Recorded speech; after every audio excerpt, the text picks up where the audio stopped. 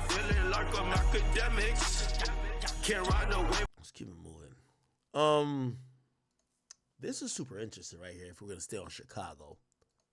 Found on. So this is my man, Larry Jackson. If you don't know Larry Jackson was pretty much like head of A&R and damn near executive of Interscope Records at a time. When drill music started, Interscope Records made the bold move to sign Chief Keef. So Chief Keef was under the same infrastructure that had spawned many greats before him, okay? Even 50 Cent, okay? Interscope, Jimmy Iovine was under that. So they took on the drill wave and they signed Chief Keef. When they signed Chief Keef, Jimmy Iovine, if you don't know who that is, and with all due respect to him, because he got a huge bag. Jimmy Iovine is this guy right here. Got a huge bag from a lot of the Apple stuff. He sold beats along with Dr. Dre, but he also went over to Apple Music and had that, that impact. And one of his proteges was a guy named Larry Jackson. Larry Jackson has been a guy who's been so influential and such a, a progressive part of what the music industry has turned into, is that what he's turned, yeah,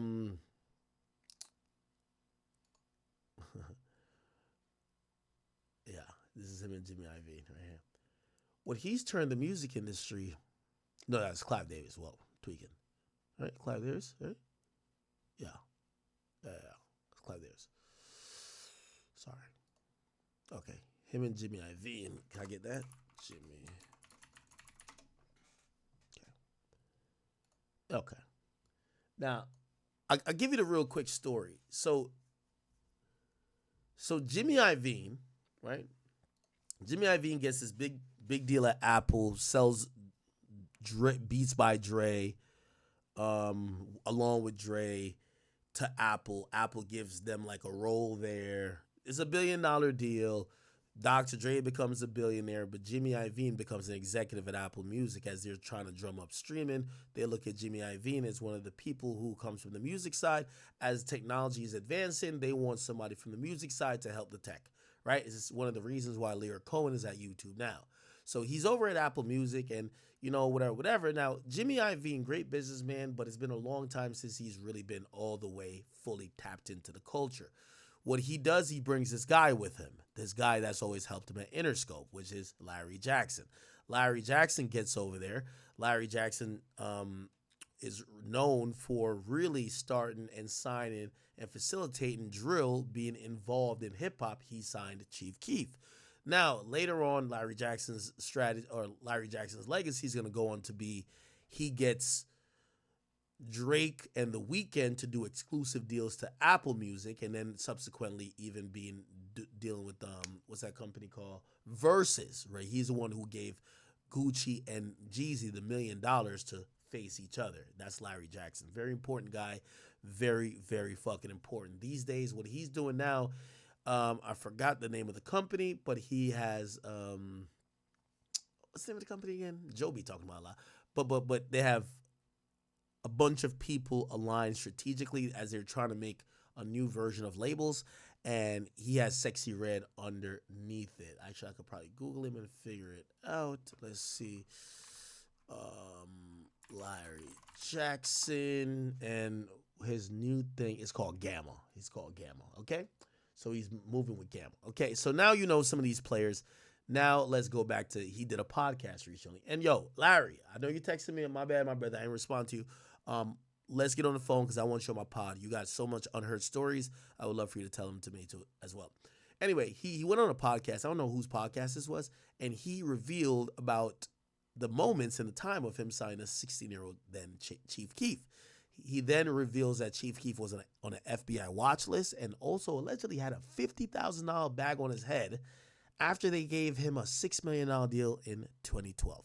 Let me play this audio and I'm going to go turn my heat up because it's cold as shit on the East Coast. With Chief Keef, it wasn't just a vision.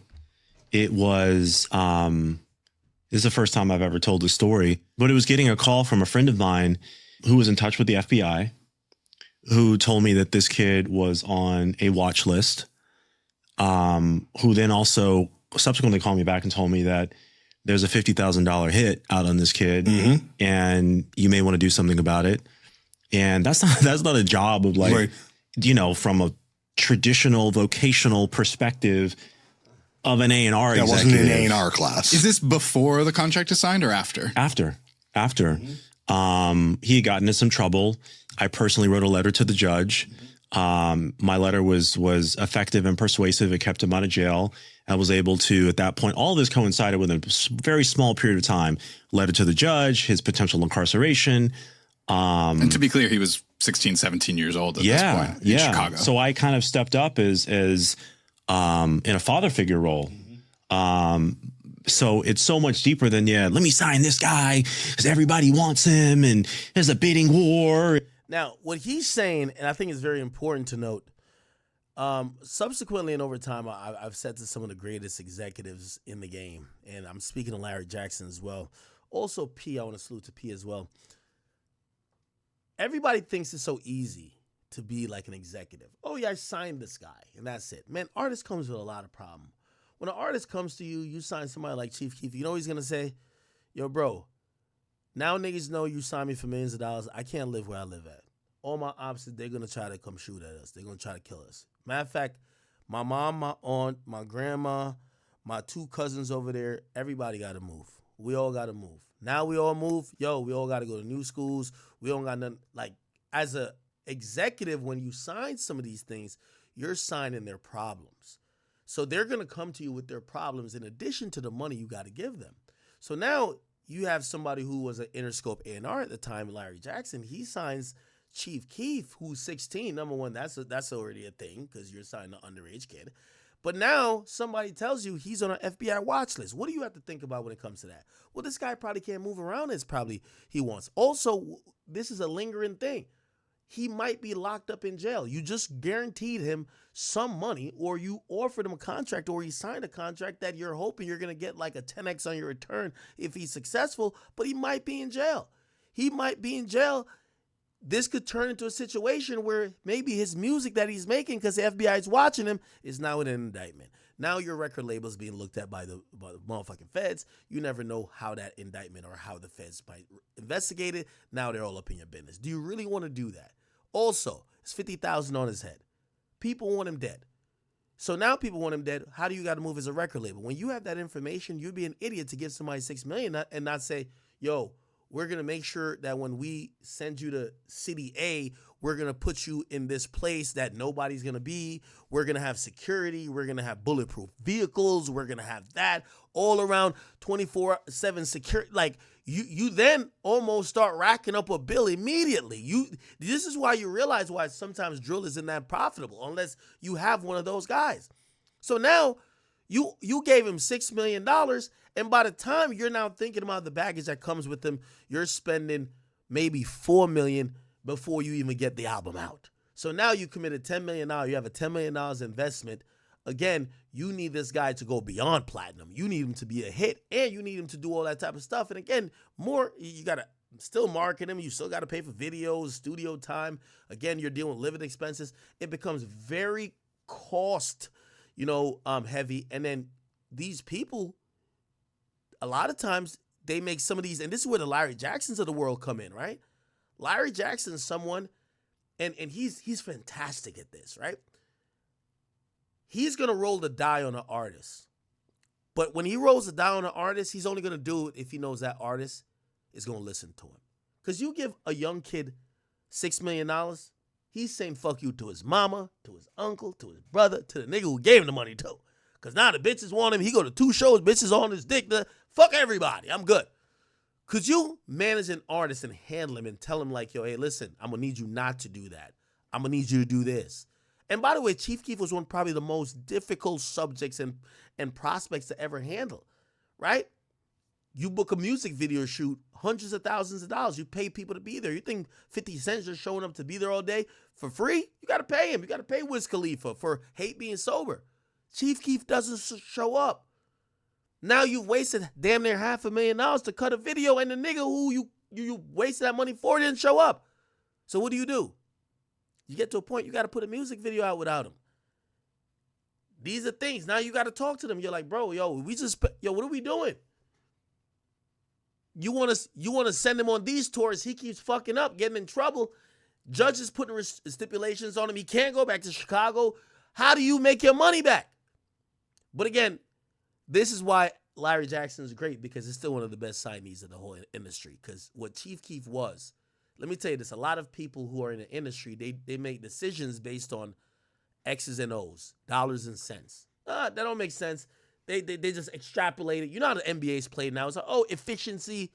Sometimes you need, and I'll give this advice to any young artist. You want to deal with a A&R or an executive that goes with his gut. That goes against everything. That says, yo, I'm going to believe in you. The whole building doesn't want me to sign you because you're a liability here, this, that, and third, blah, blah, blah, blah, blah. But I'm going to believe you. And also, that person, usually if they have that power, that pull, that's like a Larry Jackson, he's doing it because he gets a genuine feel that you're going to respect that.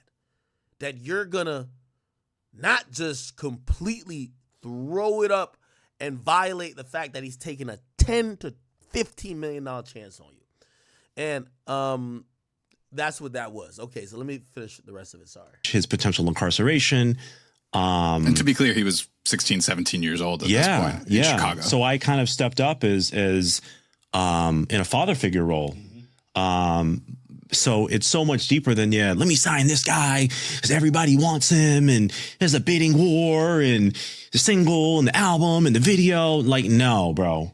No, this was so much deeper in terms of a vision for not just the music, for his life, and for his life. Yeah.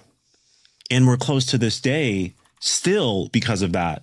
And my greatest achievement with respect to signing him and Finally Rich to Me, which came out, I think in 2012, really established drill, established what music is today for rap. I'm sure you both would agree. And what we did with Finally Rich, and I went in and picked the songs for the album. I came up with the intro, came up with the interludes. I mixed the album with Chris Chaney. I sequenced the album, blah, blah, blah. Because the most important thing to me is that he's still alive. And not in prison. And not in prison. And not facing prison, as far as we know. And that, to me, is A&R. That, to me, is A&R. That's like giving a... So that's one version of it. Before we move on. I don't think that exists as much anymore. There's a few people that still do that. Okay? A few people that still do that.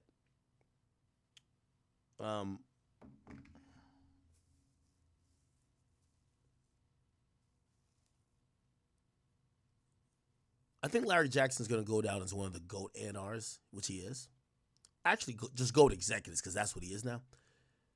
Who's also going to be on that list? Warrenberg.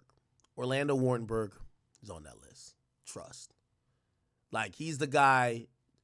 You see all that shit you see with Kodak now? He was dealing with Kodak early on. He was dealing with an X. He was dealing with P&B Rock or A Boogie. He dealt with those artists and had to make everything good to get them to the level that they would be signed and be successful. You know, shout out to the A&Rs, the ones who are really real, who hold it down. Love all you guys. You guys are amazing. I think, again, as long as music exists and this dynamic exists, there's always be a place for y'all. But it is being, it's rare and, it's only a few that does the amazing shit these days. I'll say that. Okay. What was I going to get to? So let's do this real